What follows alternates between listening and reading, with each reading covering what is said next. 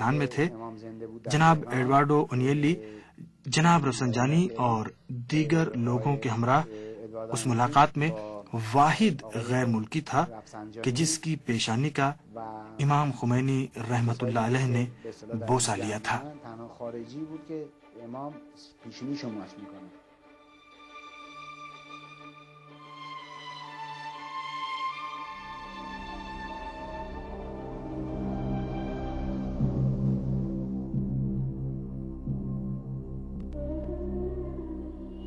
ٹورینو اس وقت اٹلی کا اہم ترین شہر ہے، ایک صنعتی شہر کی جس کی اہمیت اور ساکھ کا بیشتر حصہ اونیلی خاندان کا مرہون منت ہے۔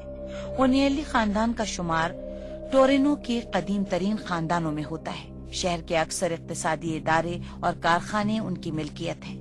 فیٹ کا اصل کارخانہ بھی ٹورینو میں واقع ہے۔ شہر کے بہت سے لوگ اس کارخانے میں یا اس کے ذیلی اداروں میں کام کرتے ہیں۔ شمالی ٹورینو کے متمول علاقے میں پہاڑی پر سن ویلا واقع ہے۔ یہ وسیع و عریض خوبصورت بنگلہ اونیلیوں کا اصل گھر شمار ہوتا ہے۔ یہاں پر ایڈورڈو نے اپنے عقائد میں تبدیلی کی خاطر شدید ترین دباؤ برداشت کیے۔ دھمکیاں، ذلت و تحقیر، عام زندگی کے امکانات سے محرومی، شدید مالی بائیکاٹ، یہاں تک کہ طویل عرصے قید، یہ سب ان مشکلات کا صرف ایک حصہ ہے جو اس عرصے میں ایڈورڈو نے برداشت کی اور نہایت سکون کے ساتھ برداشت کی۔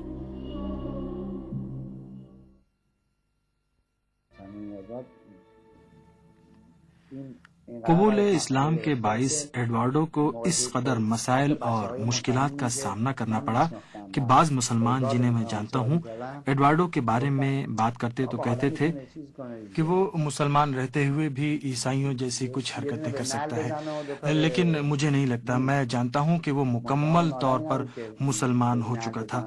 وہ خود کہتا تھا کہ میں اسلام میں داخل ہو چکا ہوں، میں مسلمان ہوں۔ وہ تمام مذاہب کو قبول کرتا تھا، تمام مذاہب کا مطالعہ کر چکا تھا۔ وہ کوئی ایسا شخص نہیں تھا جو ملازم پیشہ ہو اور گھر بار کی خاطر مسلمان ہو گیا ہو۔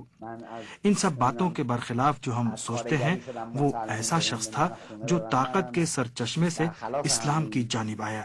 یہی وجہ تھی کہ اس کا بائیکاٹ کر دیا گیا، لیکن وہ اپنے اسلام پر ثابت قدم رہا۔ ان کے لیے یہ بات نہایت گراں تھی کہ اٹلی جیسا ملک جو کیتھولک عیسائیوں کا مرکز ہے، اس کے ایک سینیٹر اونیلی کا اکلوتا بیٹا اسلام قبول کر لے اور مسلمان ہو جائے۔ انہوں نے اس پر شدید دباؤ ڈالا۔ وہ سب انتہائی پریشان تھے کہ اس نے اسلام قبول کر لیا ہے۔ اس پر دباؤ ڈالتے رہے تاکہ اسلام سے دستبردار ہو جائے۔ اس کا بائیکاٹ کیا گیا، دھمکیاں دی گئی اور کہا گیا کہ وراثت سے محروم کر دیا جائے گا۔ اس کے دوستوں نے کئی بار چاہا کہ اس سے گھر پر ملاقات کے لیے جائیں۔ اوپر بس تو جاتی نہیں تھی، ٹیکسی سے جانا پڑتا تھا۔ ٹیکسی بھی مہمان کو اوپر پہنچا کر واپس آ جاتی تھی، اور ٹیکسی کا کرایہ بھی مہمان کو خود ادا کرنا پڑتا تھا۔ آپ دیکھیے کہ اس پر کس حد تک دباؤ تھا کہ اونیلی فیملی کا ایک رکن اپنے مہمانوں کو بھی نہیں بلا سکتا تھا ملاقات کے لیے، اور اگر وہ ٹیکسی سے آتے تھے تو اس کے پاس ٹیکسی کا کرایہ دینے کے لیے بھی پیسہ نہیں ہوتا تھا، مہمانوں کو خود کرایہ دینا پڑتا تھا۔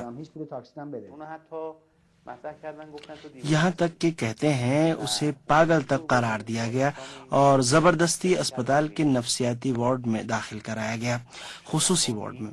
ایڈوارڈو کے بقول تمام ڈاکٹر یہودی تھے۔ وہ بہت پریشان تھا، کہتا تھا کہ ایک نہ ایک دن یہ یہودی مجھے قتل کر دیں گے۔ وہ کہتا تھا وہ اس کوشش میں ہے کہ ہر طریقے سے مجھ پر دباؤ ڈالیں کہ میں اسلام اور اپنے دین کو چھوڑ دوں، لیکن میں ایسا نہیں کروں گا۔ یہاں تک کہ وہ ایک مرتبہ اسپتال سے فرار بھی ہو گیا۔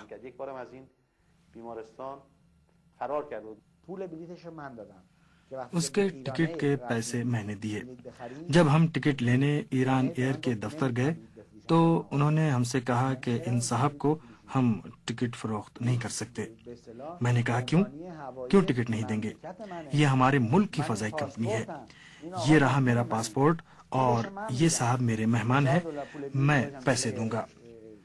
میں نے $1000 سامنے رکھ دیے، ایران ایئر کے عملے کے عہدیدار کے سامنے۔ میں نے کہا یہ ایک سند ہے، آپ اسے جو ایک اطالوی شہری ہے اور میرا مہمان ہے اسے کیوں نہیں ٹکٹ دے رہے ہیں؟ کیا ایک ایرانی شہری اگر تہران واپس جانا چاہے تو آپ اسے ٹکٹ نہیں دیں گے؟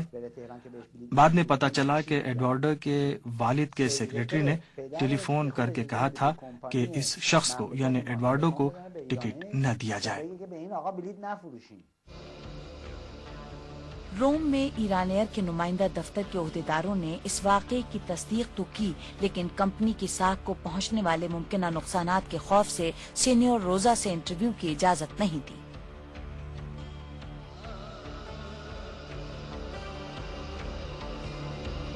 اس تمام عرصے میں اپنے دشوار حالات کے سبب اگرچہ ایڈورڈو کی ترجیح یہ تھی کہ اس کا مسلمان ہونا ایک راز رہے، مگر وہ دنیا میں مسلمانوں سے متعلق مسائل کے بارے میں بہت حساس تھے۔ میرے پاس ایک تحریر ہے جو میں آپ کو پڑھ کر سناتا ہوں۔ یہ تحریر اطالوی زبان میں ہے اور اس کے آخر میں دستخط ہے ہشام عزیز کے نام سے۔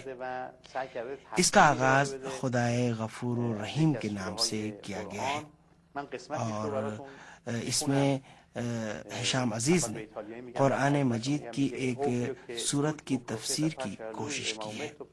میں اس کا کچھ حصہ آپ کو پڑھ کر سناتا ہوں۔ وہ کہتے ہیں کہ یہ بالکل واضح ہے کہ محمد صلی اللہ علیہ وآلہ وسلم آخری پیغمبر ہے، اس لیے کہ یہ آخری وحی اور قوانین ہیں جنہیں قیامت تک کے لیے خداوند عالم نے نازل کیا ہے، لہذا اسلام کے بعد کوئی نیا مذہب نہیں آئے گا اور اسلام آخری مذہب اور ایک کامل دین ہے۔ اس کے جواب میں کہ وہ مطلق ہے یا وابستہ، میں کہتا ہوں مطلق ہے۔